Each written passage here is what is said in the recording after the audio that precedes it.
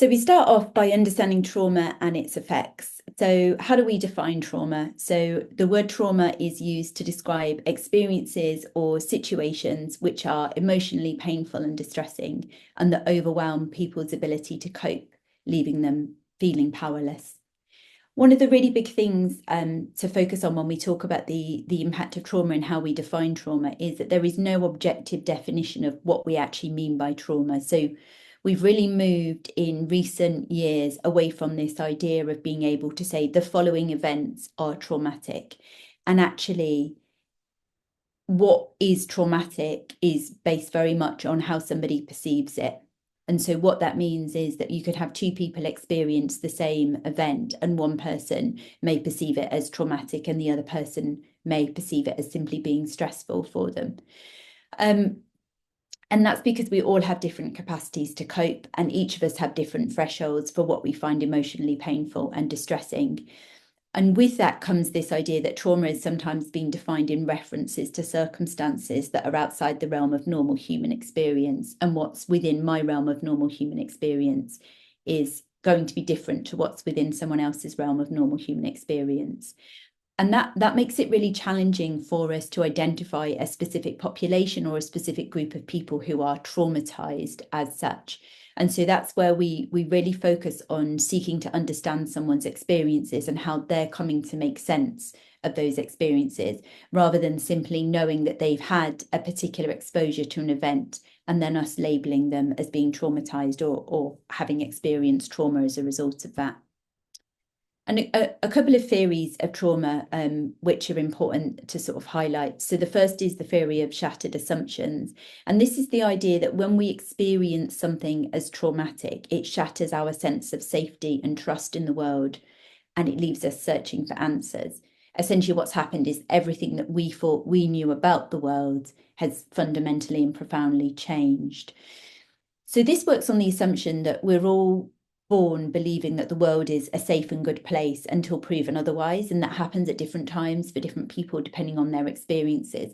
So if we imagine a child, a baby, a toddler, or a child or an adolescent who experiences something, for example, such as neglect, abuse, bullying, the loss of a parent, or severing of another important attachment, their sense of safety and trust in the world will be shattered much sooner than somebody else who reaches perhaps late adolescent or early childhood before they experience that shattering of sense of safety and trust in the world. So Ronnie Janoff Bullman, who first came up with this theory back in the late 1980s about shattered assumptions, talks about how people ordinarily operate on the basis of unchallenged, unquestioned assumptions about themselves and the world. So this idea that the world is a safe and good place. And we're really good at being able to make a distinction between our individual worlds and the world at large. So what that means, for example, is that we can switch on the news and we can see that there is war, there is poverty, there is violence across the world, even within our own communities, but we can believe that our individual worlds are safe and good. Now, when someone experiences trauma, these assumptions are challenged. And what that means is that survivors are left questioning and searching for clarity. And with this really important task of having to reconstruct or recreate their view of themselves and the world around them with this new information that the world is not a safe and good place. After all, people can't be trusted. Bad things happen, unexpected things happen. And so there are three basic assumptions that we all hold. The first assumption is that the world is benevolence. The second, the world is meaningful. Things happen for a reason. And the third, we are worthy. And so when those basic assumptions are shattered, that's when we have to do that work around recreating the view of the world, which takes that into account. And so what that means is it has a profound impact on how we come to trust and also how we engage and connect with people. When someone experiences trauma, they're often transported to these places that are consumed by feelings of a whole range of emotions, from shame, denial, despair, loneliness, sadness, anger, fear, and uncertainty. And the other thing to note is that trauma affects absolutely everything. It affects how someone comes to think, the ways that they learn, their ability to remember things, the way they feel about themselves, and the way they feel about other people. And from there, the way that they make sense of the world around them are all profoundly altered by traumatic experience. I share here a quote from Judith Lewis Herman. Her book on trauma is incredibly readable, and for anyone who has an interest in the subject, I'd really recommend it. She says, after a traumatic experience, the human system of self-preservation seems to go on to permanent alert, as if the danger might return at any moment. And I think for anyone who is engaged with or experienced trauma, this is a really accurate reflection of what it feels like. So somebody feels very much on edge. They are waiting for something else to happen. Their whole world is about self-preservation in that moment. And so what does that mean? That means that our window of tolerance looks slightly different. So all of us have a window of tolerance. And when we're in our window of tolerance, we're able to think clearly, we're able to solve problems, make decisions, take perspective, be curious, and generally perform at our best. So hopefully at the moment, I'm going to stay in my window of tolerance as I'm presenting to all of you. Hopefully all of you engaging with this presentation are also within your window of tolerance, where you're more able to process information, to take on board understanding and learning, and to feel good about doing that. However, when someone experiences trauma, their window of tolerance becomes narrower and they're more easily pushed outside of it into what's called their survival mode, because their brain thinks that they're in danger. So this survival mode can take two different forms. So we have what's called hyperarousal, which is your fight and flight response. But we also have hypoarousal, which is a freeze or collapse response. So what that means is that when we move somebody outside of their window of tolerance, they immediately feel under threat. And in response to threat, they activate one of those survival responses. So they might leave a situation altogether, running away, that flight response, or they might become agitated and defensive, going into that fight response. We may also see them disconnect completely and not be able to do anything, not be able to make decisions, not be able to take action, where we see that freeze and collapse response. And sometimes we see both of those responses and all four of those behaviours in response to somebody coming under threat. So what does that mean for us in terms of how we build trust and how we come to engage with someone who's experienced trauma? What that means is that we need to know that when someone has experienced trauma, they're more likely to be overwhelmed and to feel frightened and out of control. They're going to find it difficult to understand, retain, and process information. They may complain that they find it difficult to focus and concentrate, and they may also find it extremely difficult to engage. And that engagement can also extend to engaging with support. So even when someone is asking for support, they've identified support needs, and we're seeking to try and respond to that. It may also be extremely difficult for them to actually access and engage that support as well. So when we're thinking about trauma-informed approaches, one of the first things that we do is to start by understanding the impact of trauma and then thinking about how can we account for the impact of trauma in our work. And so at its most basic level, these are just some of the things that we would look to do.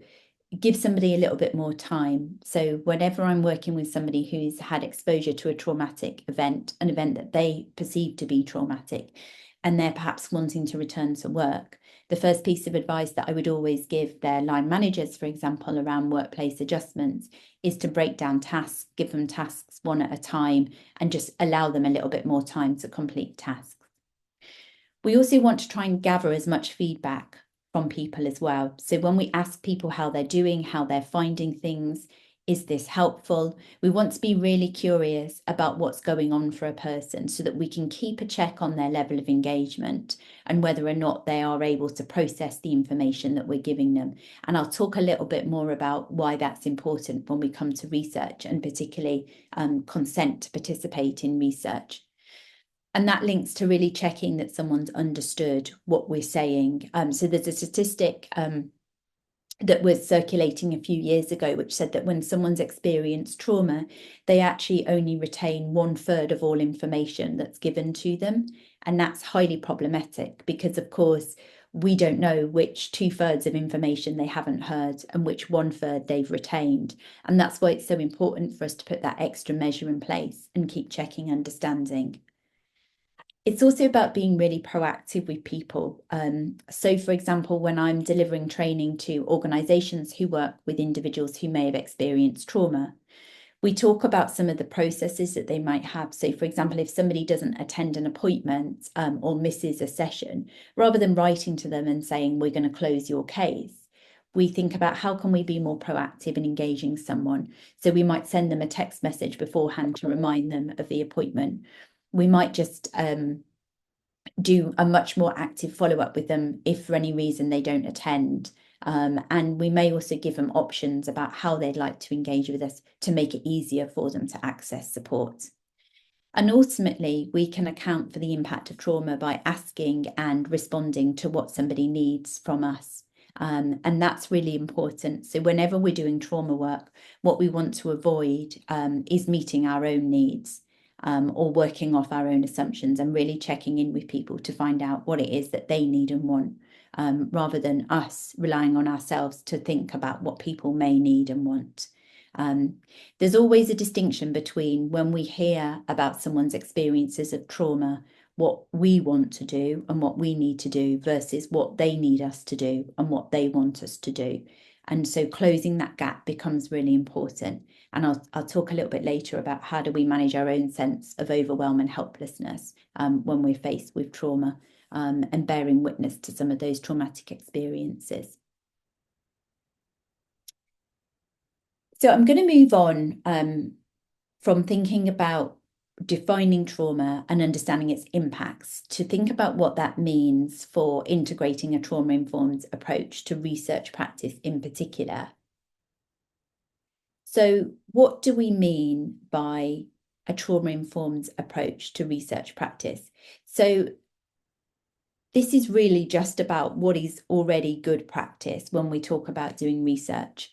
So the concept of trauma-informed research is about providing us with a framework for the collection of empirical data in particular, which is designed precisely to protect the well-being of the research participants, but most significantly to recognise their resilience and strength so that their vulnerability is accounted for in the design of the research whilst not defining them.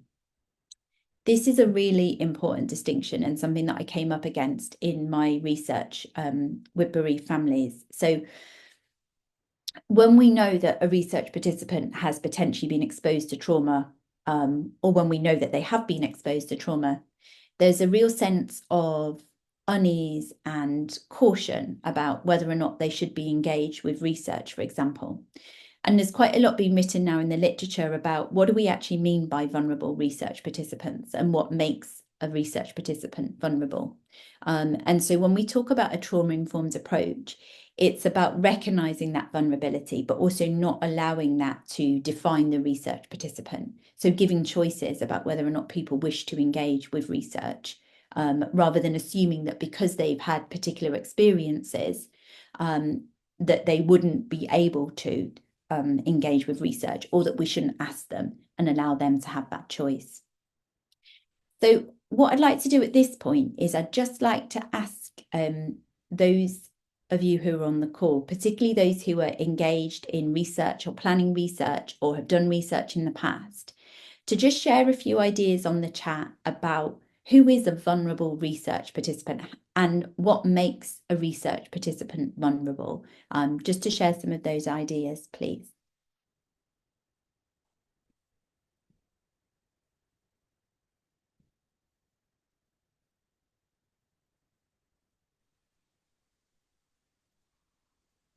Hello, can we just speak?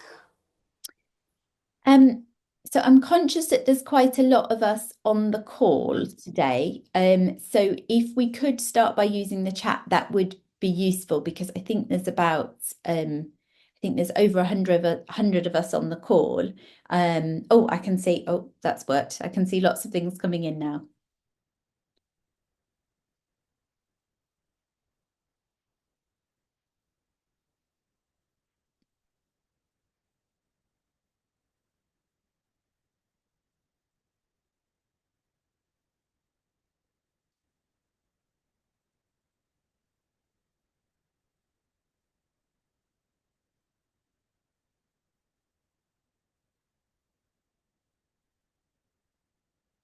Okay, I can see lots of different ideas coming in.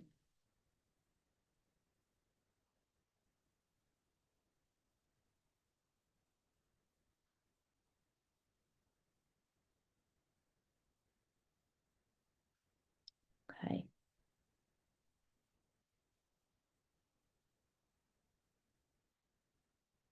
Okay, so I can see there's a mixture of responses coming in. So we have the responses, we have some responses which are talking about the types of people in terms of how they identify themselves. So, for example, or how we might define them. So, for example, those who are homeless, those who are from the who are asylum seekers or refugees. We also have those who have had, known experiences of trauma, care leavers, I think somebody mentioned. And then we also have some comments that I can see in, someone said, what about people who are disabled? Then we also have some other comments coming through about how it shouldn't be assumed. And then conversely, everybody who's participating in research has a level of vulnerability. I can see some discussions there about power inequalities and context and circumstances, and that individuals and their circumstances may make them vulnerable. And for those who don't have specific resources available to them may also make them vulnerable. So I think there's lots of ideas that we already hold about what makes a research participant vulnerable. And in part, I would say in my experience, some of that comes from the academic community being quite risk averse, quite rightly so. We want to make sure that we don't cause any harm when we do research. But sometimes we can take that a little bit too far. And when we are really concerned about causing harm, it means that we are perhaps not as inclusive as we could be about giving people opportunities to do research. So if we take, for example, the issue of bereaved families or individuals who are bereaved, one of the organisations that I work for in a consultancy capacity, they work with people who are very recently traumatically bereaved, and they have a lot of concerns about asking any of the people that we're supporting whether or not, giving them the choice about whether or not to participate in research. And that's a really interesting perspective, because most people who are bereaved, unless they get a doctor's sick note, return to work within a few weeks or a few months of being bereaved. We have expectations of them that they will carry on functioning. So there's this kind of contrast between protecting them from research and from engaging or inviting them to participate in research because we recognise that they're vulnerable, but also at the same time on a society level expecting them to go back to work. So I think one of the things that we talk about in trauma-informed research in particular is really about informed consent and choice, and helping research to widen that participation and to be inclusive. And then the second part of trauma-informed research is about, if we're going to widen out that participation, if we're going to actively promote inclusivity, how do we then put protections in place to account for the potential for vulnerability? So knowing that there could be that potential for vulnerability, but not allowing our research participants to be defined as vulnerable. So hopefully that distinction makes sense to people. So trauma-informed practice, trauma-informed care, principles of being trauma-informed. Most of you will have come across this already. Certainly over the past 5 to 10 years, this idea of trauma-informed care or trauma-informed practice has gained huge amounts of momentum. And one of the really important things to really highlight is that when we talk about trauma-informed practice, all we're really talking about is just what's best practice for working with people with any age who may have experienced trauma. So we're not saying that people have experienced trauma, because remember, we don't know until we ask somebody about those experiences. We don't know whether it's traumatic or not. So we're working on the potential. But ultimately, it's just good practice. And at its basic level, it's about not doing any harm, and if we can, doing some good instead. So one of the things that I think it's really important to highlight is that it's not complicated. It's stuff that many of us do instinctively. So when we notice a friend or a family member having a difficult time, all of the skills that we would normally employ to extend support, offer some comforts, be kind, be compassionate, think about what they might need, help them out. All of that stuff that we do normally when we notice somebody struggling is all we're asking for in trauma-informed practice. So what we're ultimately looking to do when we work with someone who's experienced trauma is to move them from a place of disconnection to a place where they can connect. So this process of reconnecting them. So trauma-informed care is defined as an approach which recognises the widespread impact of trauma, but also understands what's needed to facilitate resilience and recovery. So there's two aspects to that. And that means that there's then two core ideas which underpin this idea of trauma-informed practice. So first of all, the understanding that there is the potential for anyone who engages with services or support may have experienced trauma. So remember, we're not saying they have, but we're accounting for the potential that they may have done. And that goes across a whole range of health and social care, educational services. We don't know what people have been through. So good practice suggests that we work on the assumption that someone may have experienced trauma. And that's why what we try and do is to create an approach which accounts for that trauma and doesn't make it worse. And if it can, makes it better. So what that means is that any professional or organisation which offers support or works with vulnerable people of any age needs to be able to recognise and understand the effect of trauma and account for that effect of trauma in their work in order to create the conditions that would be optimal for recovery.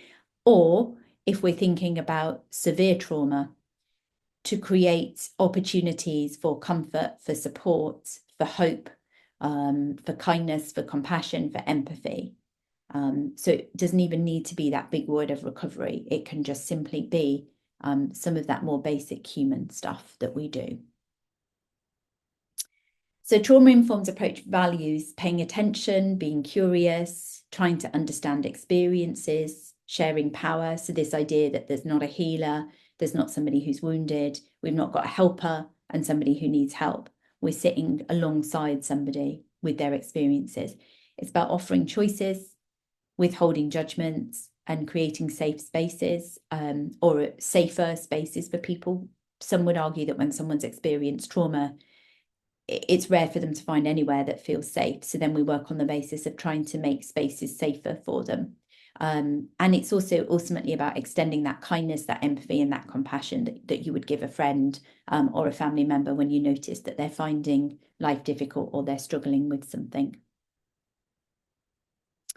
So another quote here from Judith Lewis Herman, who talks about how traumatic events destroy the sustaining bonds between individual and community, so that those who have survived learn that their sense of self, of worth, of humanity depends on a feeling of connection with others, and the solidarity of a group provides the strongest protection against terror and despair, and the strongest antidote to traumatic experience. Trauma isolates, the group recreates a sense of belonging. Trauma shames and stigmatizes, and the group bears witness and affirms. Trauma degrades the victim, the group exalts her. Trauma dehumanizes the victim, the group restores her humanity. And repeatedly in the testimony of survivors, there comes a moment when a sense of connection is restored by another person's unaffected display of generosity. Something in herself that the victim believes to be irretrievably destroyed, faith, decency, courage, is reawakened by an example of common altruism. Mirrored in the actions of others, the survivor recognises and reclaims a lost part of herself. And at that moment, the survivor begins to rejoin the human commonality. And so what we're looking for in trauma-informed practice is to facilitate the shift from disconnection to reconnection with that generosity, that faith, decency, courage, and acts of care and compassion. And that's one of the reasons why it's so important to be inclusive in research, because when a researcher sits with a research participant, when they're interested in their story, when they want to learn about their experiences, when they're curious, and when they do it with kindness and compassion, that brings about that sense of reconnection. So by not including vulnerable, in inverted commas, research participants, by not proactively inviting them to participate and finding ways to remove those barriers, we are denying them some really important opportunities to shift from a place of disconnection to reconnection through that relationship with a researcher and through that participation in research. It's important also to talk about what trauma-informed practice isn't. So we're not talking about a trauma-informed approach as a treatment or intervention for trauma, and nor should it focus specifically on someone's experiences of difficulties or suffering.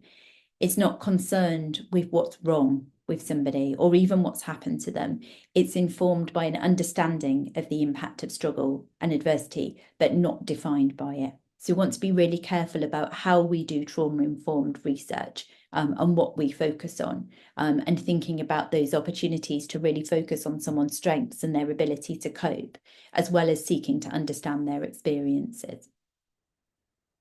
So we have 6 key principles of trauma-informed practice, and I'll go through each of these in a little bit more detail and talk about how we would apply them within the context of research.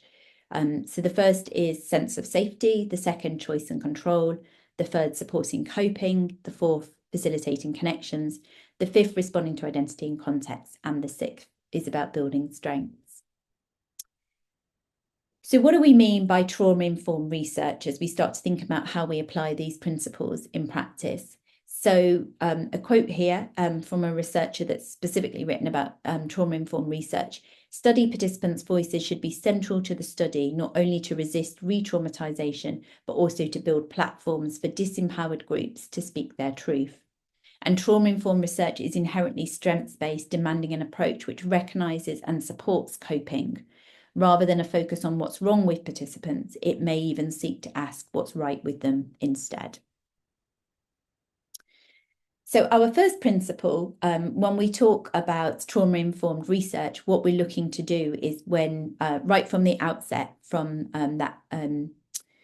as soon as we engage with a research participant, when we talk about the design of the research and thinking about the methodology and how we're going to recruit and how we're going to inform, it's about creating a space where someone can feel heard, seen, cared for, and valued. And that comes down to honesty and transparency, making things like positionality really clear, researcher backgrounds, being very honest and open about who you are and what you're doing. It's also about making sure that you build in enough time to prepare and build trust with research participants. It's about a process of informed consent, and I'll talk about that process bit being particularly important. It's about prioritising participant wellbeing over data collection, and that can be really tough to do when we have particular frameworks in place, particular deadlines, and constraints within research. But ultimately, it's about making sure that whatever we do prioritises the well-being of the research participant over and above what we need to do as researchers. And it's also about anticipating and removing barriers to participation. Our second principle, I would say, is probably most important. This is about giving choices in order to restore control. So another quote here: the first principle of recovery is empowerment of the survivor. She must be the author and arbiter of her own recovery. Others may offer advice, support, assistance, affection, and care, but not cure. Many benevolent and well-intentioned attempts to assist the survivor flounder because this basic principle of empowerment is not observed. No intervention that takes power away from the survivor can possibly foster her recovery, no matter how much it appears to be in her immediate best interest. So when we talk about protecting vulnerable participants, or when we talk about noticing that somebody might be too vulnerable to participate, we need to come back to this principle and talk about how can we remove barriers, how can we make it safe to participate, so that fundamentally what we're offering potential research participants is the actual choice to participate should they wish to do so. So choice and supporting someone to realise that choice is about that opportunity to anchor, reorientate and empower. So choices can be about how to participate, where the interview starts, giving them the freedom and the flexibility to set the agenda, what topics they want to discuss. And with that comes creating space to share experiences beyond your own agenda as the researcher. So what else do they want to tell you about? And in part of that response to that is about creating opportunities and doing that witnessing work that goes beyond what you need to know about. Giving them choices about what happens to their data, how long the interview takes, what they need, when they want to take breaks, and what updates they might like, and for how long they'd like those updates as well. Our third principle is about supporting coping. So what we're looking to do here is to go beyond ethical practice to acknowledge the potential vulnerability of the research participant, whilst at the same time also recognising their resilience and their strength, and the consequence of positioning them at the heart of the research. So the very process of research can, in and of itself, regardless of the outcomes, be therapeutic. Because what we're doing is we're giving a platform for voices which may have otherwise been marginalised and overlooked to be heard. And so what's really important to remember here is that whilst we know and we anticipate that recounting traumatic experiences might be painful for research participants, it doesn't act as a deterrent to participation, and nor does it cause them to regret their involvement. One of the things that I did after I conducted research interviews with bereaved military families was to ask them to anonymously reflect on their experience of participation. And in the questionnaires that came back, all of them cited that the interview had been incredibly painful, yet none of them regretted their participation. And I think that's a really important reminder that when we do trauma-informed research, we're not looking to avoid pain. But what we are looking to do is to make it a positive experience. For somebody who's lost a child, avoiding talking about their child is incredibly disrespectful to their grief and their love for their child. They are able to talk about those experiences. It is painful, but it doesn't mean that they regret participating in that research. And it's really important to hold those two things. So things like evaluating experiences of participation in research becomes really important to start to build that evidence base about the importance of doing research with supposedly vulnerable research participants. So part of supporting coping is about anticipating and removing barriers, asking what someone needs in order to participate, being curious about why someone doesn't participate or why they might withdraw their consent, inviting a collaborative approach to research design, and using creativity and informality as research methods. So trying to think outside the box and get creative to promote participation. Our fourth principle is about facilitating connections, so allowing for the involvement of significant others in the research process. So, for example, allowing somebody to have other family members or other support people present, inviting wider views and contributions, and also being curious about sources of social support as part of that interview, particularly at the end, checking out, have you told anyone else you're participating? Are you going to talk to them about these experiences afterwards? And going so far as to even sending out information to other family members so that they're aware that somebody's participating, obviously with the participants' consent. Our fifth principle is about responding to identity and context. And so when we talk about identity and context, this isn't about us having to know about every different culture, faith, or set of circumstances. But what it asks is that we pay attention to the assumptions that we make.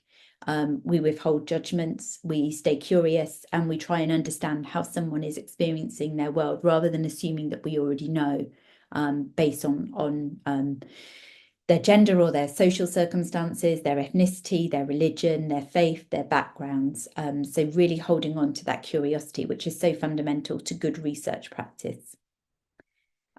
So this is about the importance of researcher reflexivity. So being very conscious of positionality, promoting inclusivity in research, recognising both difference but also common humanity, and really actively seeking out voices which may have otherwise been marginalised. So one of the things that I noticed at the end of my research, after I'd finished all of the data collection and started the analysis, was that none of my research participants were anything other than white and British. And so there were some real missed opportunities there in the research to actively seek out what would have otherwise been marginalised voices and experiences. So it's always about really paying attention to that and thinking about how you might account for that in the research design. And the sixth principle is about building strength. So holding ourselves to account. So I talked about that earlier, seeking feedback and evaluating that research experience so that you as a researcher are continuing to learn from your approaches. It's about expressing gratitude. So this looks different for different researchers. So I often hear about offering a voucher for participation, and there's obviously different views on whether or not we pay for research participation.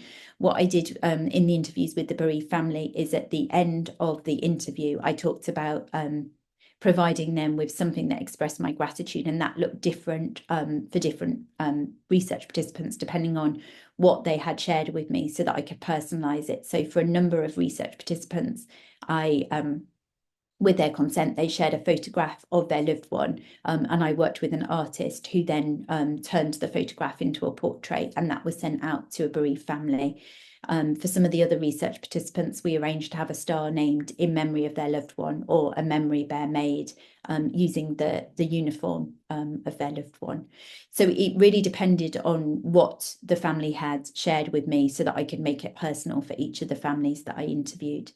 It's also about giving them information and resources and links to other sources of support as well, if you notice that there is an unmet need.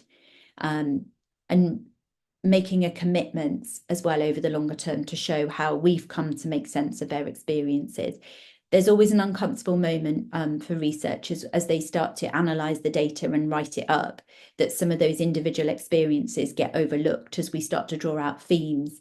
And effectively what happens is our voice becomes the loudest in the research. And so part of that, when we're building strengths in trauma-informed research, is about taking the time to go back to our research participants and explain how we've come to reach those conclusions. And it's also about making that commitment to evaluate our experiences of working with so-called vulnerable research participants, so that we can influence that wider field of research methodology, so that we can start to carry on removing some of those barriers for participation for those who are supposedly vulnerable. I'm very conscious of the time and that I'm rushing through this final bit. But researcher well-being and self-care is really important. So I've got another quote here from Judith Lewis Herman, who says it's very tempting to take the side of the perpetrator. All the perpetrator asks is that the bystander do nothing. He appeals to the universal desire to see, hear, and speak no evil. The victim, on the contrary, asks the bystander to share the burden of pain. The victim demands action, engagement, and remembering. When we do work, when we engage with people who have had experiences of trauma, this is really tough work. They ask us to do something with their stories. They demand action, engagement, and they ask us to bear witness and remember their pain afterwards. One of the really important things to really talk about is to think about the impact of working with trauma in any kind of context. And we often seek to avoid things like burnout or compassion fatigue or vicarious trauma. But in fact, and I really like this quote from Glennon Doyle in her work. She talks about how this idea of heartbreak isn't something to be avoided, it's something to pursue. That heartbreak is one of the greatest clues of our lives. What is it that affects you so deeply that whenever you encounter it, you feel the need to look away, look there? Where is the pain in the world that you just cannot stand there? The thing that breaks your heart is the very thing you were born to help heal. every world changer's work begins with a broken heart. So what I believe she's effectively saying is, even when things are painful for us, even when we want to avoid them, even when we don't want to see them, that means that we should do all of those things. We should stay present. We should see them. We should work with them. And this is a really important reminder that when we talk about the impact of doing this work, it's not because we should avoid doing this work or decide not to do it. It's about noticing that this is an important part of the work that we're doing. And so some of the impacts of working with trauma, we have burnout, we have compassion fatigue, and we have vicarious trauma. So a couple of definitions there. Burnout is a state of physical and emotional exhaustion, diminished motivation, pervasive helplessness, frustration, sense of failure, loss of power and agency, a lack of value and appreciation, increased loneliness and detachment, withdrawal and isolation, overwhelm and procrastination. And like all forms of stress, this impacts on physical and mental health, meaning that we're often more susceptible to illness. And then we have compassion fatigue, exactly as it sounds, a state of exhaustion and dysfunction, biologically, psychologically, socially, as a result of prolonged exposure to compassion stress and all it invokes. And then we also have vicarious trauma, which is where we take on the traumas that we hear on those traumatic experiences. And as a result of that, we can then manifest and show the same symptoms of trauma as the people that we're engaging with. So that's the personal transformation experienced by those who engage with trauma. One of the really important things to talk about when we engage with trauma is that it's not about who is and who isn't affected. It's a fact of life. So being able to describe the fact of our exposure to trauma and its impact shouldn't be controversial. So what we're talking about here is that these are experiences that we should be trying to openly share, rather than suggesting that this is an exception. It stands to reason that when we engage with trauma, we will be impacted by people's stories. And it's absolutely right that we should be. But when we avoid talking about that, that makes it really difficult for us to seek support for ourselves, not having that acknowledgement. And just to finish, one of the things that I would say about my own research, and indeed all my work with trauma, is that in seeking to answer my research question, I learned so much more. So every one of my research participants shared a story of a person who was loved, of the gap that they left behind in their lives and their families, and all of the ways that they would come to remember, honour and memorialise them. I was shown photographs of young men and women who wouldn't age. I was taken to stand in so many doorways of so many untouched bedrooms which waited for them. And,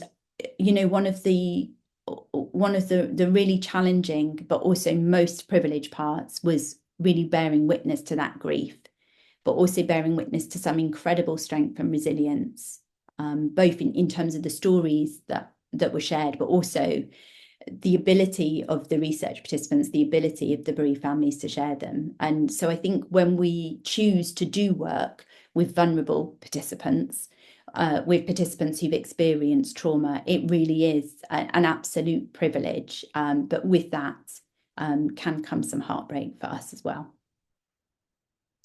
I had some further training in trauma-informed practice, which is free to access. So if anyone coming from here wants to learn more about trauma-informed practice on a broader level, then there's a link here. So there's 3 levels. It's online. You can watch the video or you can just listen to the audio, and that's available via Thrive London.